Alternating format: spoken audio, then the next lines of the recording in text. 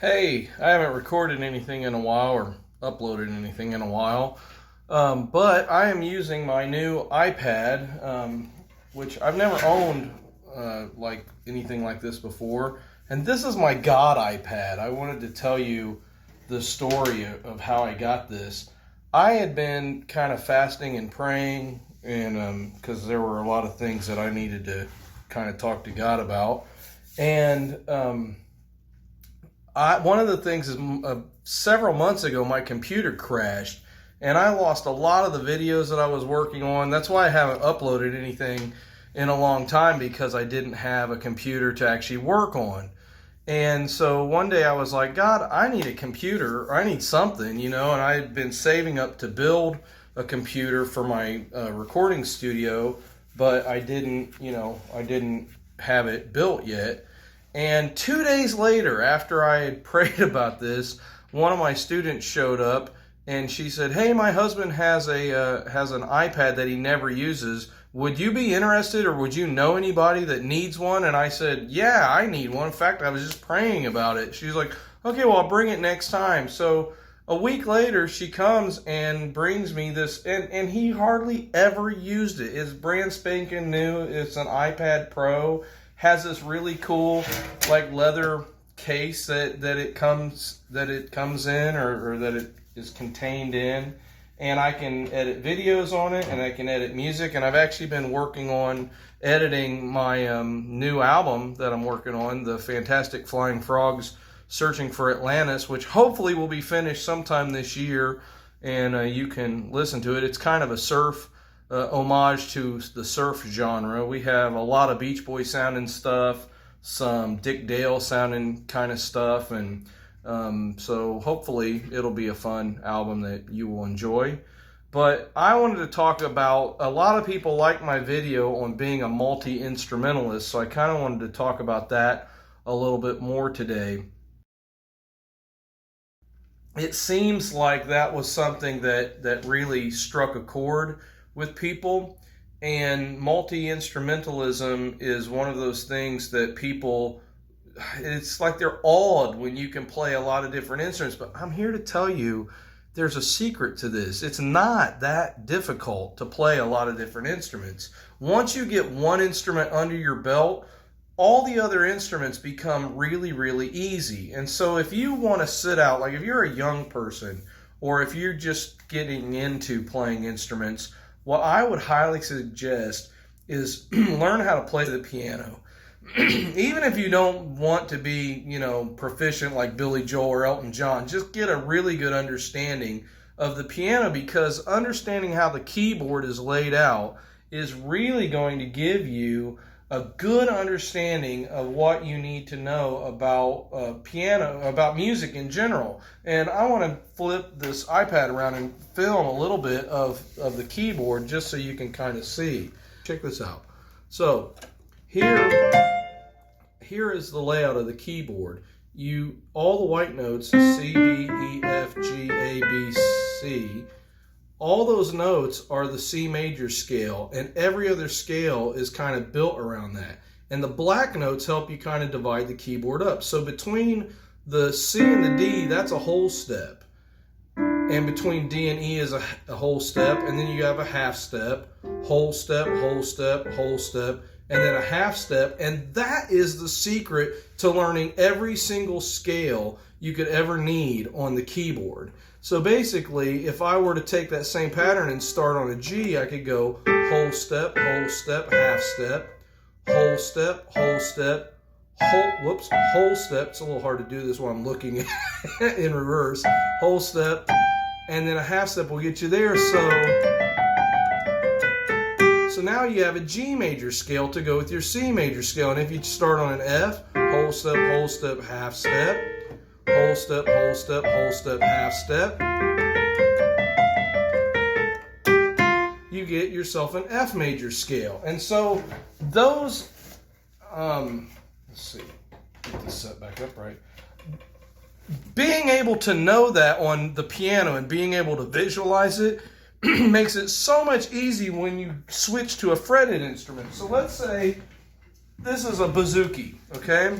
When you play an instrument that's a stringed instrument like this, you can start anywhere on any fret, and you can count up the same pattern, and it'll get you the major scale for that. So if I were to start here on, and this happens to be tuned to A, D, A, D, so this is a D string. If I go whole step, half step, whole step, whole step, whole step, half step, that gives me the D major scale on this instrument.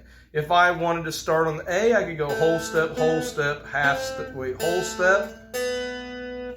step, half step, whole step, half step, and now I got the A major scale on this instrument. And you can figure out your cross fingerings very easily if you know where your notes are by just figuring out whole step, half step, whole step, half step. And that works for the bouzouki, it works for the guitar, it works for the mandolin, it works for the guitar. It really works for any instrument you want to play, even weird instruments. Like back in the back over there, you can see that I have a note that popped up. Let me get rid of that. Back in the back over there, you can see I have an oud. An oud is a fretless instrument. But if you kind of, when you're starting out, if you mark where the different spots should be or where the frets would be located if you're playing like a violin or an oud or a cello or any kind of fretless instrument, you can figure out the same thing and you can find out where your scales are. And playing instruments really comes down to a very simple technique. If you are on a certain chord and you know what that chord is made up of, so let's say I'm going to turn this, let's say you're playing a C chord, okay? That's made up of C, E, and G, all right? You can put a C up there and it still stays a C chord. Well, if you're playing a song and your part is supposed to be accompaniment, and you only have one or two strings, well, if you play two of these notes, any two of them together, whatever you play is going to sound good. And when it switches to a new chord, let's say an F chord, if you play two of those notes with that chord, it's going to sound good. Anything you do, as long as you're stuck in playing the notes for the chord that you approach, you're going to be happy with the sound that you come up with. When you get more advanced, you can add stuff. You can add arpeggios, which is just the chord broken up. You can add variants. So like one of the things that I teach my students is when you dress up a chord is kind of like with girls, they have their little black dress, and the little black dress is something that, you know, they can wear to a wedding and they put certain accessories with it. They can wear it to a funeral and they put other accessories. They can go out on a date and they put other accessories. Well, you can do the same thing by adding other notes of the scale to the chord. So if I want to make a chord that is C, D, E, and G, that's called a C2 because it's adding the second note of the scale. And that's a really nice thing to add in if some other instrument is playing a C chord. It's just going to make it sound really pretty if you play an arpeggio that includes that. The same thing if I add the fourth note of the scale, C, E, F, G. That's a 4 chord. If I want to take the E out, then I get what's called a suspended 4. And those all sound good. Elton John was really popularized this lick. And he basically went from a C to a C4 to a C to a C2, or C suspended 4, C suspended 2, and back and forth. Or you could do it this way. By bringing your thumb over, it basically comes out the same way. So those are some tips that you can use to decorate it. If you want to get into adding 7th chords, it gets sounding a little bit more bluesy. If you want to get into adding major 7ths, it ends up sounding more jazzy. And those are the things that you're going to do as an instrumentalist to make your music sound, you know, more interesting to other people. And it doesn't take a lot to make it sound good. So the last thing that I want to show you is that you can take a simple song, and I'll do Amazing Grace, and I'll show you 3 levels of what you can do to make it sound interesting. The first thing that you can do, and this works with any instrument. I'm just happen to be sitting at my piano, so I will show you it on the piano, but if you did this on a guitar or on, the mandolin or the banjo or anything that you want to learn how to play, the ukulele, these same techniques apply, okay? So I look at this as like a 3-step process when you're learning a song. Maybe a 4-step process if you want to break it down even more. But basically what you're going to do is you're going to look at the lyrics of your song and the chords where they fall in relationship to the lyrics. So if you were to play, like say, Amazing Grace in a very simple way, you would just, like I'm going to do it in the key of F. The chords would be F, B flat, C, and F. So Amazing Grace, how B flat, sweet the sound, back to F. That saved a wretch like me. Now I'm gone to a C. Back to F. I once was lost, but B flat. Now I'm back to F. Found. Was blind, now I'm going to C, but now I see. Now, if I want to advance that, there's a couple things that I could do. The second step that I always tell people is just add in arpeggios. You add in your arpeggios, and then it gets sounding a little bit more advanced. So a simple arpeggio, I'm just going to break up.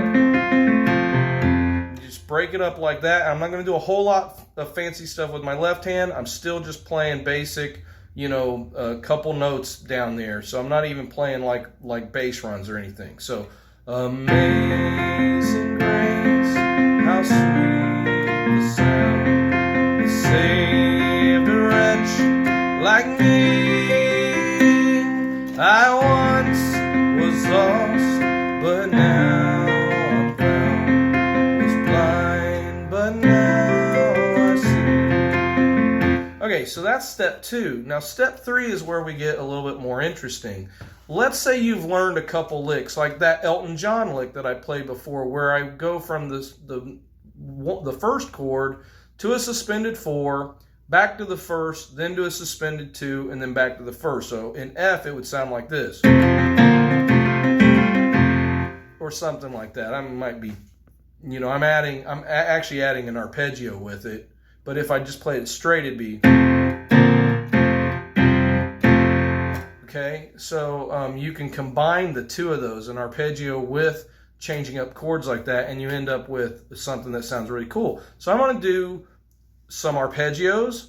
I'm going to do that one lick. I'm not going to do any other licks other than that one lick, and I'm going to do straight chords. I'm going to add those 3 things together, and that's how I'm going to play Amazing Grace next. So I'm going to go, Amazing Grace, how sweet the sound, saved a wretch like me.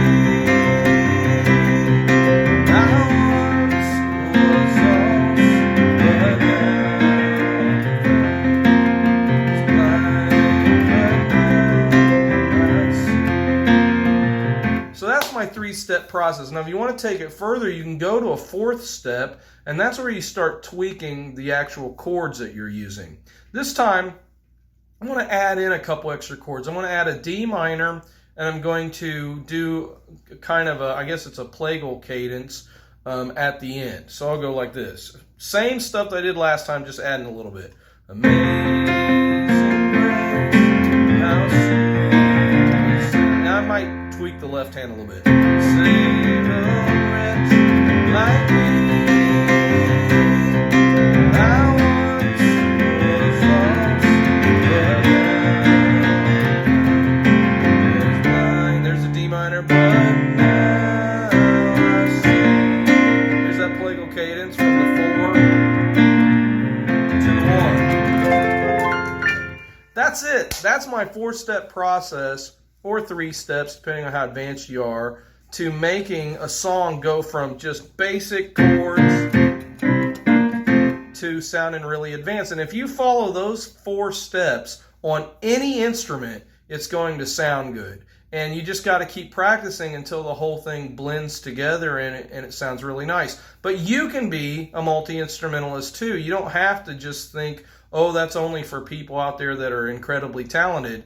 It really is just hard work is what it comes down to. And if you're willing to put in the time, you're going to be able to do it. It's just a matter of you practicing a lot. And when you practice and keep practicing this method, this step-by-step process, it's going to get better and better. And then as you add in more licks that you learn from other piano players, then it really starts to sound like you're incredible. Or more licks if you're a stringed instrument, or whatever your instrument is, as you start putting in more runs, more licks, more scales, things that you think sound interesting, then it's going to make your music just ratchet up to a much higher level. And every instrument that you play, if you kind of understand the basic foundation of what notes are with each chord, you're going to sound good no matter what you do. So you have a great day. God bless you. Check out my other videos, and if you want to learn more about music theory, you can look at my new book, Lyrics and Music Theory for Aspiring Songwriters. It's on Amazon and Barnes & Noble. And it has a lot of information packed in there, especially the Barnes & Noble edition is like twice as big as the Amazon edition. So there's a lot of good stuff in there that I hope you can find useful. And, you know, everybody says like and subscribe. I don't care. You can do whatever you want. And I appreciate it if you do like and subscribe. But anyway, thanks for checking this video out. And I hope you got something out of it. See you later.